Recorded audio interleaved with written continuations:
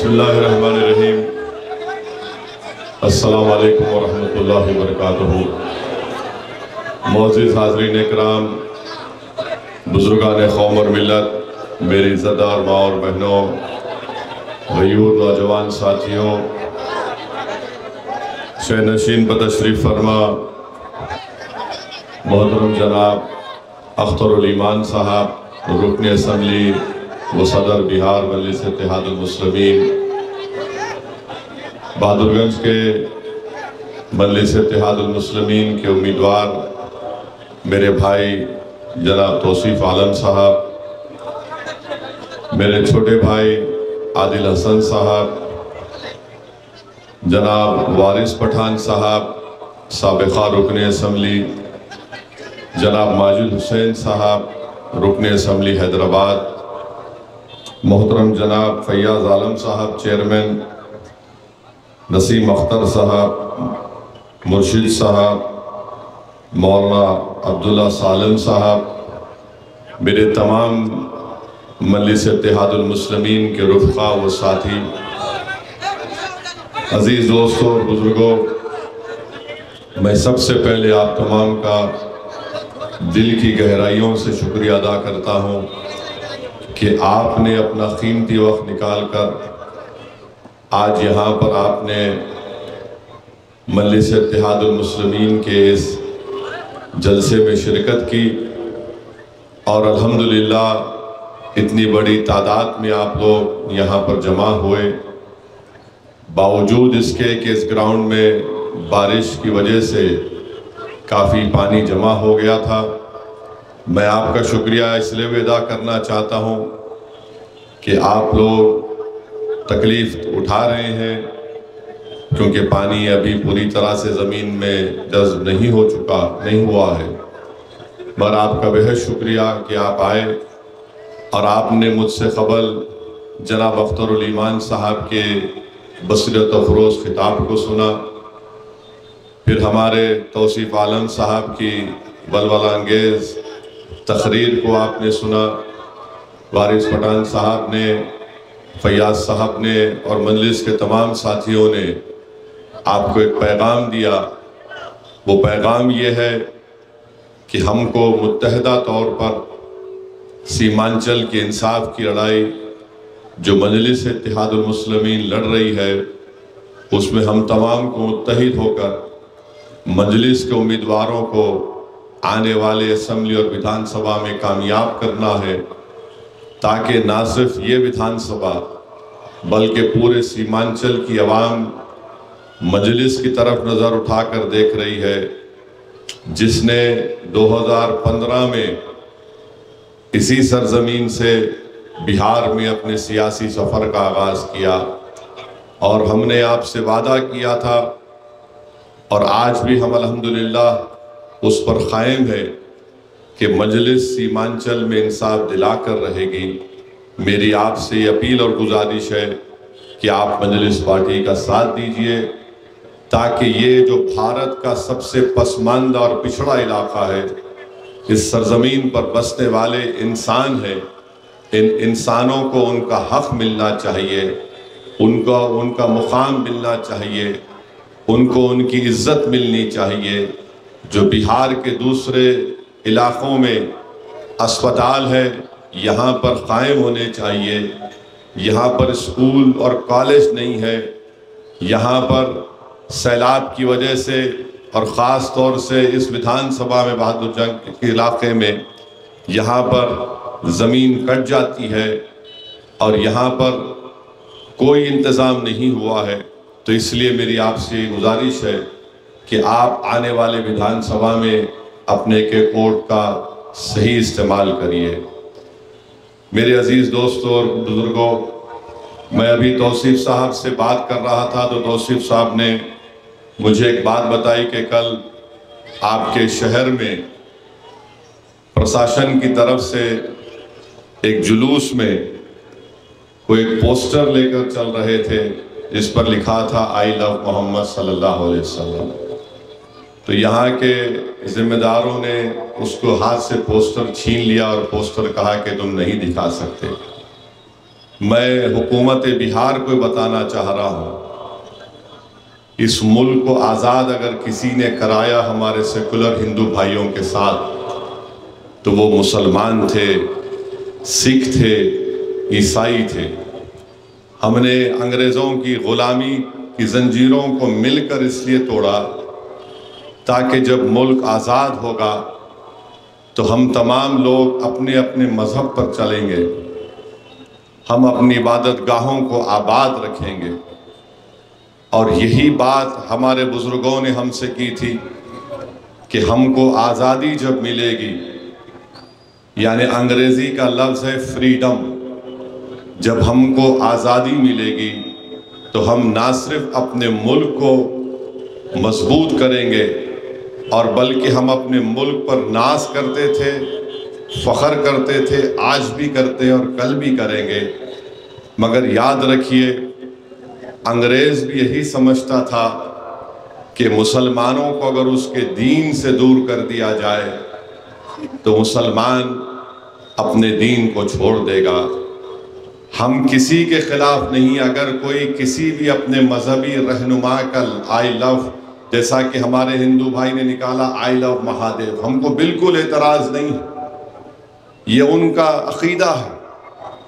अगर हम I love Mohammad का पोस्टर लेकर चलते हैं, इसमें कौन सा गैर कानूनी काम है? इसमें कौन सी ऐसी बात है जो किसी को हिंसा पर या तशद्दुद पर या वायलेंस पर उकसाता है? मुझे बड़े अफसोस होता है कि इस तरह की हरकत यहाँ पर की गई है। मगर आप लोग समझिए, हम मुसलमान मोहम्मद सल्लल्लाहु अलैहि वसल्लम को हमारे माँ बाप से ज़्यादा क्यों चाहते हैं? हम अपने बीवी बच्चों से ज़्यादा क्यों चाहते हैं? हम दुनिया की सारी नेमत और दौलत से ज़्यादा क्यों चाहते हैं? इसलिए चाहते हैं कि हम उन्हीं की वजह से मुसलमान हैं, हम उन्हीं की वजह से मुसलमान हैं। उन्होंने हमसे कहा कि तुम अल्लाह की इबादत करो जो ज़मीन व आसमान का खालिक है, और किसी की मत कहो। तुम अल्लाह को रब्बे कायनात मानते हो। आपने हम पर क्या क्या नहीं किया। आपने मेरे पैर पर हमला किया, आपने मेरे जिस्म के किसी हिस्से को नहीं छोड़ा, आपने मेरे आँख पर हमला किया, मेरे सर पर हमला किया, मेरी तहजीब पर हमला किया, मुझे पिछड़ा कर दिया, मुझे मेरे नौजवानों का मुक़द्दर उनकी जवानी जेलों में डाल के बर्बाद कर दी। आपने हमारी बच्चियों से कहा कि हिजाब बुर्का नहीं पहन सकते। आप अब जो हरकत सरकार कर रही है, आप हमारे दिल पर हमला कर रहे हैं। याद रखो, जिस्म के हर हिस्से पर हमले को हम बर्दाश्त कर लिए, मगर जब दिल पर हमला होगा कौन जिंदा रहेगा? हम तो एक जिंदा कौम हैं। और हम आपको बताना चाह रहे कि हमारे इस सरकार के लोगों को अगर नहीं मालूम तो समझिए हमारी बात को, कि कुरान में अल्लाह लिख दिया कि तुम अल्लाह उसके रसूल के बताए हुए रास्ते पे चलो। अल्लाह कुरान में हमको ये बोल दिया कि अगर तुम अल्लाह से मोहब्बत करते हो तो जो रसूल तुमको बता रहे हैं उसको अपनाओ, ताकि अल्लाह तुमको अपना महबूब बना ले। हमारा तो सब कुछ हमारा रसूल है, और अगर हम एक पोस्टर उठा रहे हैं तो समझ में नहीं आ रहा क्या है इसमें। इस मुल्क को आज़ादी दिलाने के लिए बिहार में अब्दुल क़य्यूम अंसारी साहब कौन थे? पढ़िए थोड़ा। अब्दुल क़य्यूम अंसारी साहब मोमिन कॉन्फ्रेंस बनाए थे। सबसे ज्यादा मोहम्मद अली जिन्ना के दुश्मन थे। वो मुस्लिम लीग के दुश्मन थे, मगर मुसलमान थे। अगर आज अब्दुल क़य्यूम अंसारी जिंदा रहते तो क्या करते आप लोग? अगर आज बिहार में मौलाना मज़हरुल हक जो मुजाहिद आज़ादी जिंदा रहते, जिन्होंने बिहार की सरजमीन पर यहाँ पर जन्म लिया और अंग्रेज़ों के खिलाफ इस मुल्क को आज़ाद करवाया, अंग्रेज़ों को हटाया, भगाया यहाँ से, अगर यहां पर बिस्मिल आजिमाबाद जिंदा होते तो क्या करती बिहार की सरकार? अगर आज सैयद अली इमाम जिंदा होते, जो बिहार के सपूत थे, जिन्होंने अंग्रेजों को भगाने का काम इस मुल्क से किया, अब्दुल गफूर साहब होते तो आप क्या पोस्टर छीन लेते अब्दुल गफूर साहब के हाथ से? सैयद महमूद जो नेहरू और गांधी के साथ मिलकर अंग्रेजों से मुकाबला किए बिहार के थे, तो आप क्या करते आज जो वो जिंदा रहते? अगर आज मगफूर अहमद एजाजी जिंदा होते तो तुम क्या करते? ये सब मुजाहिदी आजादी हैं, जिन्होंने मुल्क को आजाद करवाया मगर अपने दीन को भी नहीं छोड़ा, अपने रसूल को भी नहीं छोड़ा। और अगर कोई ये समझ रहा है कि तुम पोस्टर छीन लेने से, या उत्तर प्रदेश में अगर कोई अपने घर की दीवार के ऊपर एक पोस्टर लगाता है आई लव मोहम्मद, तुम उसको निकालने से हमारे दिल से हमारे रसूल की मोहब्बत कम हो जाएगी, तो तुम दीवाने हो, तुम पागल हो। मैं भूखा रहूंगा, मैं भूखा मर जाऊंगा, मैं गरीब हूं या गरीब रहूंगा, मैं दौलतमंद हूं या दौलतमंद नहीं हूं, मगर एक बात याद रखो, हमारे पास जो दौलत है ना, वो हमारे रसूल की मोहब्बत जो हमारे दिलों में है, और हम उसी को लेकर जीते हैं, उसी को लेकर कब्र में जाएंगे, हमारी औलाद भी उसी दौलत को लेकर फख्र करती रहेगी। तुम पोस्टर छीनोगे, वो दीवार से निकालोगे, तो क्या मजाक कर रहे हो तुम? अरे हम कलमा किसका पढ़ते हैं? अशहदु अल्ला इलाहा इल्लल्लाह व अशहदु अन्ना मुहम्मद रसूलुल्लाह, ला इलाहा इल्लल्लाह मुहम्मद रसूलुल्लाह।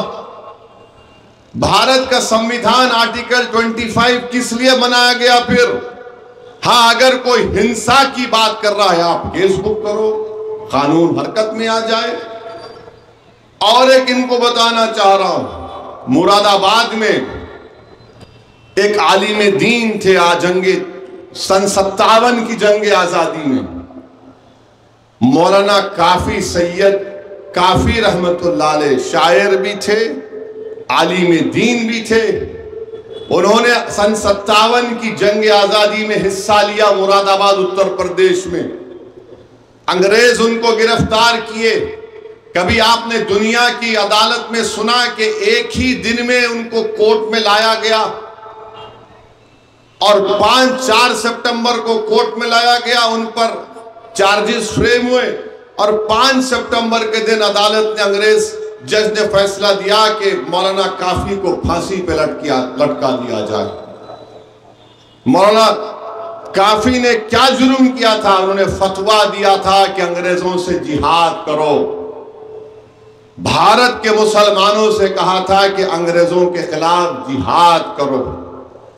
एक ही दिन में उनको लाए कोर्ट को, चार्जेस फ्रेम के माने उनको बोले तुम पे जुर्म है, और दूसरे दिन अंग्रेज जज ने कहा कि इनको फांसी पे चढ़ा दो। तो मौलाना काफी ने जब उनको फांसी के फंदे पर लेकर जा रहे थे, उनसे पूछा कि तुम्हारी आखिरी ख्वाहिश क्या है? काफी बोलो। तो मौलाना काफी ने ये नाते शरीफ पढ़ी, और क्या पढ़ा मौलाना काफी ने कि कोई गुल बाकी रहेगा न चमन रहेगा, कोई गुल बाकी रहेगा न चमन रहेगा, पर रसूल अल्लाह का दीने हसन रह जाएगा। कोई गुल बाकी रहेगा न चमन रहेगा, पर रसूल अल्लाह का दीने हसन रह जाएगा। मेरे भाई, हम फांसी के फंदा हमारे गले में है, हम उस वक्त भी आई लव मोहम्मद बोल रहे, तुम क्या मजाक कर रहे हो हमसे? क्यों खामखा एक सोए हुए शेर को तुम जगा रहे हो?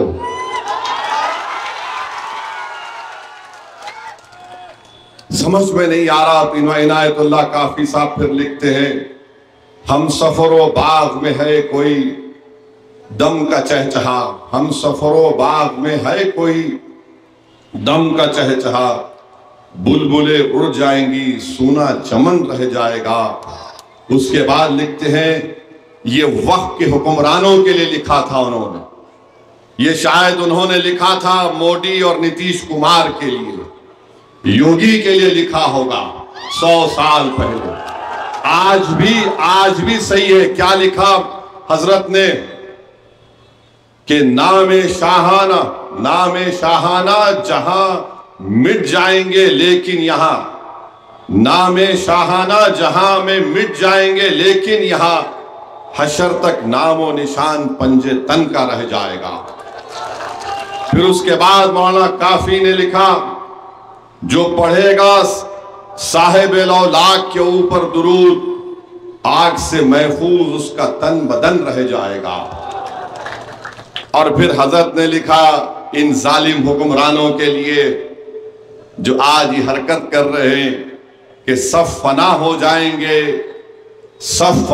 जाएंगे काफी लेकिन हशर तक, सब फना हो जाएंगे काफी लेकिन हशर तक नाते हजरत का जुबानों पर सुखन रह जाएगा। ये क्या मजाक कर रहे हैं, ये क्या मजाक कर रहे हैं आप? अगर कोई आई लव मोदी का पोस्टर लेकर गया तो क्या खड़े रह के सेल्फी लेंगे आप? और आई लव मोहम्मद का ले जा नहीं ले जा सकते। आई लव नीतीश कुमार ले गए तो हाँ ये वफादार है। क्या आप मजाक कर रहे हैं? पूरे देश में पूरे देश का नाम खराब कर रहे हैं। कोई हिंसा कर रहा है तो हम उसकी मजम्मत करते। और मैं कह रहा हूं आपसे, आज जो बरेली में हुआ, हम अल्लाह से दुआ करते कि जो जेल में है अल्लाह उन पर रहम करे, फजल करे और अल्लाह उनको जल्द से जल्द रिहा करवाए इंशाअल्लाह ताला। और हम इन हुक्मरानों को बता रहे हैं, एक खातून थी जंगे ओहद में, उससे कहा गया कि तेरा भाई शहीद हो गया। उसने कहा मोहम्मद सल्लल्लाहु अलैहि वसल्लम कैसे? फिर उससे कहा गया कि तेरा पिता वो शहीद हो गया। उसने कहा मोहम्मद कैसे है सल्लल्लाहु अलैहि वसल्लम। फिर उससे कहा गया तेरा बेटा मर गया, शहीद हो गया, तो उसने कहा मोहम्मद सल्लल्लाहु अलैहि वसल्लम कैसे हैं? जब उसको कहा गया कि मोहम्मद सल्लल्लाहु अलैहि वसल्लम सही सलामत हैं तो उसने कहा अल्हम्दुलिल्लाह। सौबान गुलाम थे, सहाबी रसूल थे रसूलुल्लाह सल्लल्लाहु अलैहि वसल्लम। उन्होंने पूछा रसूलुल्लाह सल्लल्लाहु अलैहि वसल्लम, मैं तो आज दुनिया में आपके साथ हूं, मगर जब अल्लाह जन्नत देगा तो आप तो ऊंची जन्नत में रहेंगे, मैं तो नीचे रहूंगा। तो रसूलुल्लाह सल्लल्लाहु अलैहि वसल्लम, अल्लाह ने कुरान की आयत को नाजिल किया कि मोहब्बत रसूल की बुनियाद पर तुम उनके साथ रहो। तो मेरे भाई, ये कोशिशें की जा रही हैं कि हमारे दिल से हमारे रसूल की मोहब्बत को कम कर दिया जाए। क्या आप ऐसा होने देंगे? क्या आप ऐसा होने देंगे? हिम्मत से काम करेंगे ना, डरना नहीं मेरे भाई। बहुत लोग कोशिश कर लिए, कुछ नहीं हुआ। इंशाअल्लाह ताला सुबह क़यामत तक अल्लाह उसके रसूल का नाम भी रहेगा, जिसका जिक्र फरिश्ते करते हैं। तुम पोस्टर निकालने से कुछ नहीं कर सकोगे। इन्नल्लाह मलाइकतहु युसल्लूना अलन नबी, क्या है कि फरिश्ते दुरूद और सलाम पढ़ते हैं, आप पोस्टर निकाल रहे हैं। अरे तुम समझो इस बात को, जो तुम नहीं कर सकते वो काम क्यों कर रहे? जो करना है वो करो ना। तुमने सीमांचल में इंसाफ किया? नहीं किया। तुमने इस विधानसभा में अभी फैयाज आलम साहब ने कहा था कि यहां पर टेरागाज की रोड नहीं बनाए, नहीं पोस्टर नहीं लगाना।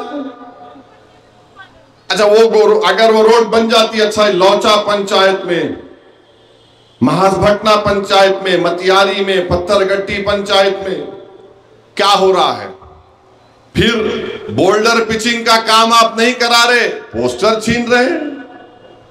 अच्छा, यहां का जो बेचारा वो गद्दार 6 करोड़ में जमीर फरोज भाग गया, वो भी गूंगा बन के बैठा,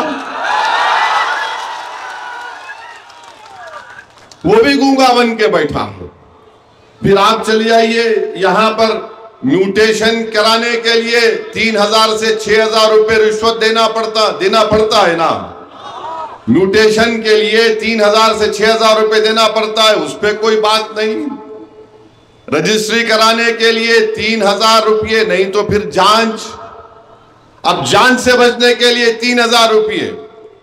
और फिर इस विधानसभा में हमारी बहनों को, हमारी बेटियों को, हमारी माओ को कैंसर होता, कैंसर हॉस्पिटल नहीं, इस पर कोई बात नहीं करता है। तो मेरे अजीज दोस्तों और बुजुर्गों, हम आपको ये बताने आए हैं कि 5 साल पहले आपने उस शख्स को अपने वोटों से नवाज कर कामयाब किया जो पहले राजद से लड़ा था और अपनी जमानत नहीं बचा सका था। आपने उसको 75,000 के करीब वोट दिए, 85,000 के करीब वोट दिए। और मेरा मानना यह कि सीमांचल की जनता गरीब जरूर है और हो सकता है कि उनमें ज़कात निकालने की इतनी इस्तात भी ना हो, मगर सीमांचल की जनता ने सदक़े के तौर पर असदुद्दीन ओवैसी को, अख्तरुल ईमान को और उन 4 गद्दारों को कामयाब किया था। भूखे रहकर जिनके बच्चों के जिस्म पर ईद के दिन कपड़े नहीं बनते, उन गरीब जनता ने हम सबको सदका देकर कामयाब किया। ये ज़मीर फरोश अपना ज़मीर किसी के गैरों की चौखट पर जाकर नीलाम करके सीमांचल की जनता को उन्होंने धोखा दिया है। तो इंशाअल्लाह ताला मुझे यकीन है कि इनके इस धोखे का जवाब यहां की विधानसभा की जनता भी देगी, कोचा दामन की जनता भी देगी। अब कोचा दामन में तो राजद के नेता आके बोले, ए हुड़ मत कर, हुड़ मत कर। अभी तो शुरू हुआ है। ये जनता की बदुआ बहुत बुरी होती है। गरीब को जब तुम धोखा देते ना, उसमें इतनी ताकत तो नहीं रहती कि तुम्हारे नजरों में नजर मिलाकर कभी कुछ बात बोल दे, मगर वो बोलता, अल्लाह मैं मजलूम हूं, मेरे दिल का हाल तू जानता है। जिन जालिमों ने मुझे धोखा दिया, अब तू उसको देख ले। अब अल्लाह देखेगा, इंशाअल्लाह ताला देखेंगे। आप 6 करोड़ लिए क्या तुम्हारे को बस हो गया? खबर में काम आएगा, औलाद को काम में आएगा।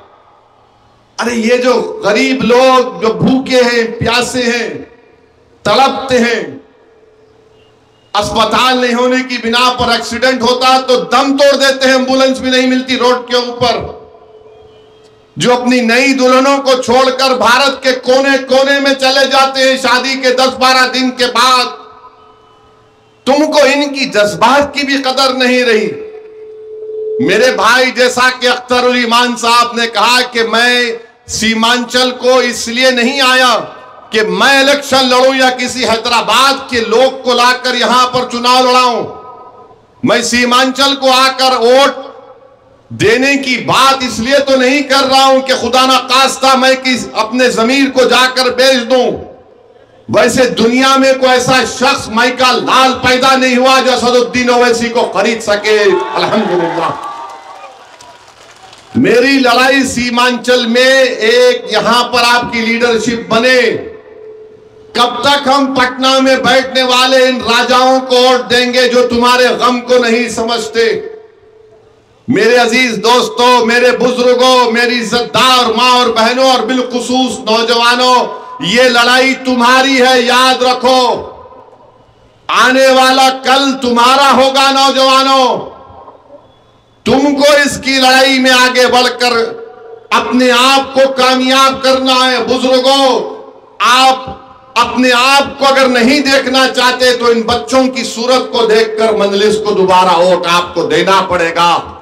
ये मुस्तकबिल इन बच्चों का है, ये मुस्तकबिल उन मासूम बच्चों का है जिनके पास स्कूल नहीं है।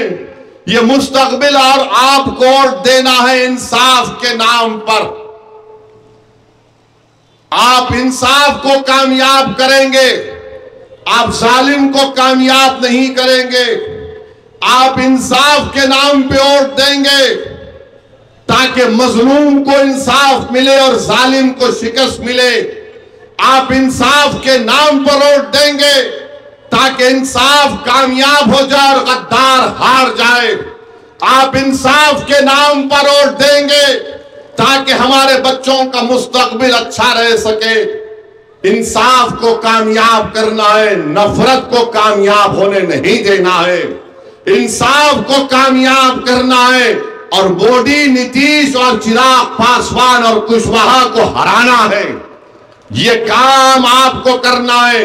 इंसाफ को आप कामयाब करेंगे तो आपकी सीमांचल की सरजमीन पर आपकी एक सियासी क़यादत बनेगी इंशाअल्लाह ताला।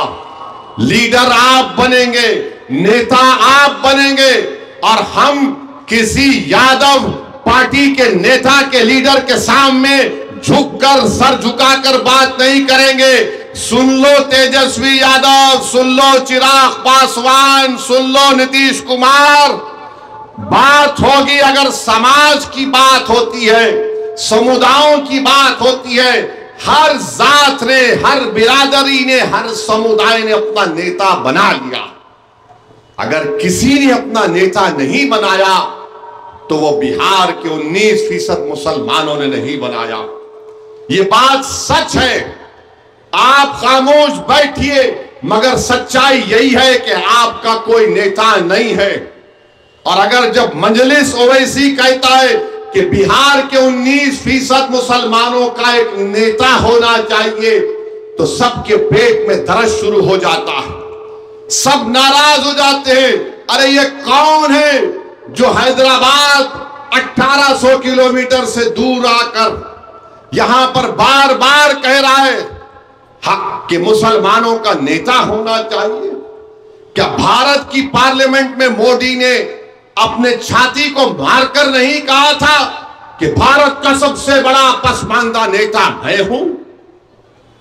नहीं कहा था मोदी ने। देखो आप, मैं क्या कह रहा हूं, मैं क्या हमारे हिंदू भाई के खिलाफ हूं? कभी नहीं रहूंगा। जो सच्चा मुसलमान है वो किसी हिंदू भाई या सिख भाई या ईसाई के खिलाफ नहीं हो सकता। वो मेरा लड़ाई से बोल इतना ही है, मेरे भाई मेरे को हिस्सा मिलना चाहिए, मेरा मुझे बराबरी मिलनी चाहिए। मैं इंसाफ चाहता हूं, मैं भीख नहीं चाहता हूं। मैं तुम्हारे सामने भीख नहीं मांगूंगा, मैं अपना हक लूंगा लड़कर। और अगर तुम नहीं दोगे तो इंशाअल्लाह ताला सीमांचल का बच्चा बच्चा खड़े होकर इन पटना में बैठने वाले जालिमों के, इनके सामने ठहर कर इनके हाथों से अपना हक छीन कर सीमांचल को लाएंगे इंशाअल्लाह ताला। ये बात हम कर रहे हैं। कौन सी बुरी बात हो रही है बताओ? कौन सी बुरी बात हम कर रहे हैं? नहीं नहीं, मजलिस ये कर रही है, मजलिस वो कर रही है। अरे मजलिस क्या नहीं कर सकती हम जानते हैं। मजलिस सीमांचल को, बिहार को आई आपको नेता बनाने के लिए, और ये लड़ाई आपकी लड़ाई है। मेरी आपसे गुजारिश है कि आप खास तौर से हमारे नौजवान लड़के और लड़कियां, आप एक एक वोट का सही इस्तेमाल करिए। हमारे जाने के बाद, मेरी सभा के बाद अक्सर क्या होता है कि 2-3 दिन तक शैतान मसरूफ रहता है। मेरे जाने के बाद एक 2-3 दिन शैतान तो रोज ही मसरूफ रहता, मगर ज्यादा मसरूफ हो जाता है शैतान। क्योंकि बड़ा शैतान जो पटना में बैठा है बोलता है जा यहां पर जा, ये आया था एक दाढ़ी टोपी पहनकर भड़काऊ भाषण किया था, जा जाकर बात कर, फैला, झूठ फैला। तो जब शैतान आएगा तो उसको बिठाकर चाय पिलाकर उसको बोलना, देख गद्दारों का साथ तो यहां की जनता देने वाली नहीं है, गद्दारों का साथ तो जनता देने वाली नहीं है।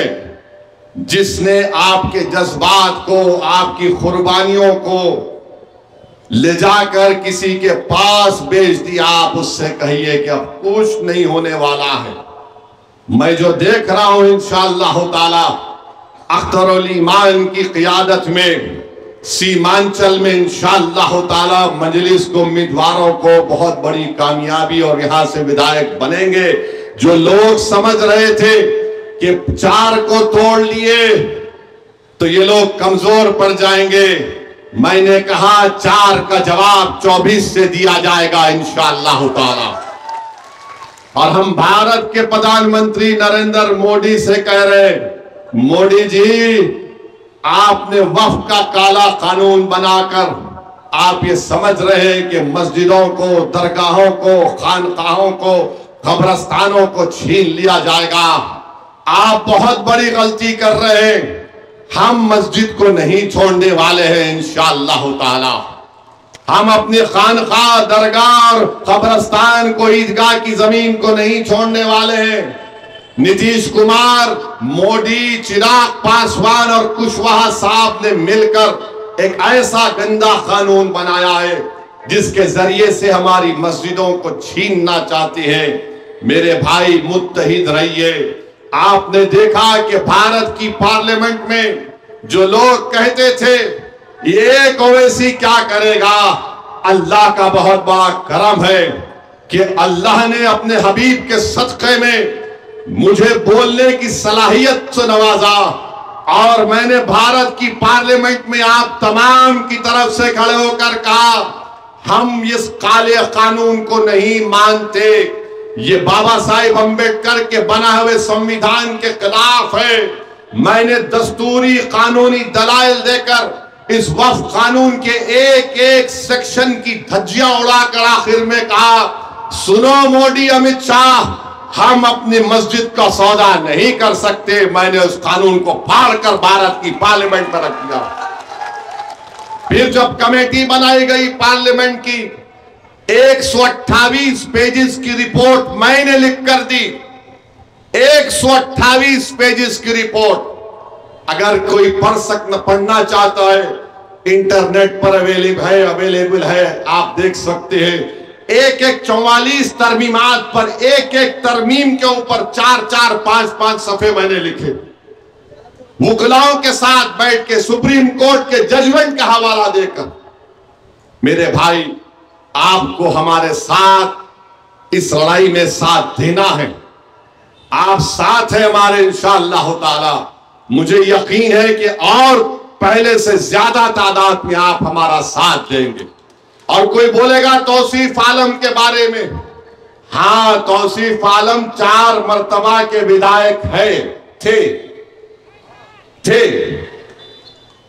अब की बार जब विधायक बनेंगे और उस 4 मर्तबा में फर्क क्या होगा? क्या फर्क होगा? सुनो, विधानसभा की गयूर अवाम, 4 मर्तबा जब तुमने विधायक बनाया तो ऐसी पार्टी से जो जीते थे जिसको बोलने की इजाजत नहीं थी। अब की बार वो जीतेगा तो तुम्हारे दिल में जो छुपा हुआ गम होगा उसको तौसीफ आलम बिहार की विधानसभा में जाकर बोलेगा। वो हकीकी मानों में तुम्हारा विधायक होगा। फर्क इतना ही है, वो पार्टी का नुमाइंदा था, अब तुम्हारा आवाज बनकर जाएगा बिहार की विधानसभा में इंशाअल्लाह ताला। और जो लोग हम पे इल्जाम लगाते हैं, मेरे भाई, हमको ये बता दो, आप हर आदमी समुदाय की सियासत कर रहा। भ्रष्टाचार की बात अगर होती है तो क्या 6 करोड़ लेकर बहादुरगंज की जनता को धोखा देना भ्रष्टाचार है या नहीं? बताओ हमको आप, ये भ्रष्टाचार है नहीं है? बताओ कि कोई तुम्हारे वोट को बेचता है गैरों के पास। सबसे बड़ा भ्रष्टाचार अगर हुआ है तो सीमांचल की जनता के साथ हुआ कि इन जालिमों ने 6 करोड़ लेकर अपना जमीर, अपना ईमान, सब कुछ बेच दिया। अब तुम किस मुंह से आकर इस जनता के सामने बोलोगे कि वोट दो हमको? किस मुंह से आओगे? बहरहाल मुझे यकीन है कि आप लोग इनकी जमानत को जब्त करवाएंगे इंशाअल्लाह ताला। और हम यहां से अपने विधायक को, अपनी पार्टी के उम्मीदवार को, जनाब तौसीफ आलम साहब को 75,000 से ज्यादा वोट दिलाकर इंशाअल्लाह ताला कामयाब करेंगे। कामयाब करेंगे, कामयाब करेंगे। कहीं घर जाकर भूल तो नहीं जाएंगे? ये मेरी बात को अपने आप घर में पहुंचाएंगे? अपने गांव तक पहुंचाएंगे, आप पूरे सीमांचल में हमारी बात को पहुंचाएंगे, तो फिर यकीन कर लीजिए कि आपकी बात मोदी तक भी पहुंच चुकी है कि अब सीमांचल में इनकलाब आने वाला है। और जो हुड़-हुड़ बोल रहे हैं, तुम्हारा भी काम होगा, फिक्र मत करो। अभी हम यहां से दरभंगा जा रहे हैं और फिर कल और भी है मुख्तलिफ मुकामात पर जा रहे। ये लोग समझ रहे थे कि ओवैसी और अख्तर अली ईमान सिर्फ सीमांचल में फिर लेंगे। हम सीमांचल में हमारी इंसाफ की यात्रा को निकाले। नुक्कड़ सभा करने जा रहे थे, वो जन सैलाब में तब्दील हो गया। हजारों की तादाद में जनता निकल कर आई। मैं आपका शुक्रगुजार हूं कि बारिश के बावजूद भी आप यहां पर आए। आपका बहुत बहुत शुक्रिया। सीमांचल की सरजमीन जिंदाबाद, सीमांचल की सरजमीन जिंदाबाद, सीमांचल की सरजमीन जिंदाबाद, सीमांचल की सरजमीन जिंदाबाद। गद्दार मुर्दाबाद, भारत जिंदाबाद, भारत जिंदाबाद। सलाम अलैकुम।